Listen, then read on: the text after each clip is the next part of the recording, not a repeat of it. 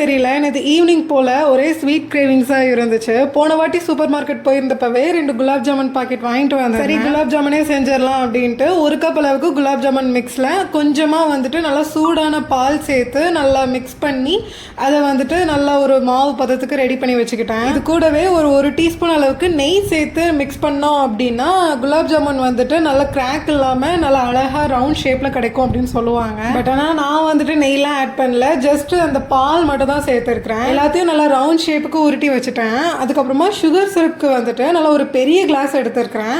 அந்த கிளாஸில் தண்ணி சேர்த்துட்டு அதே கிளாஸ் அளவுக்கு சுகரும் ஆட் பண்ணி கரெக்டான கன்சிஸ்டன்சி வர வரைக்கும் நல்லா பாயில் பண்ணி வச்சுக்கிட்டேன். அதுக்கப்புறமா வந்துட்டு ஒரு கடாயில் ஆயில் விட்டு எண்ணெய் நல்லா ஒரு மிதமான சூடுக்கு வந்ததும் நம்ம உருட்டி வச்சிருந்த குலாப் ஜாமுன் எல்லாத்தையும் ஒன்று ஒன்றா போட்டு எடுத்துட வேண்டியது. அதுக்கப்புறமா எல்லா குலாப் ஜாமுனையும் நம்ம ரெடி பண்ணி வச்சிருந்த சுகர் சிரப்பில் போட்டு ஒரு 30 மினிட்ஸ் போல் அப்படியே குலாப் ஜாமுன் ரெடி.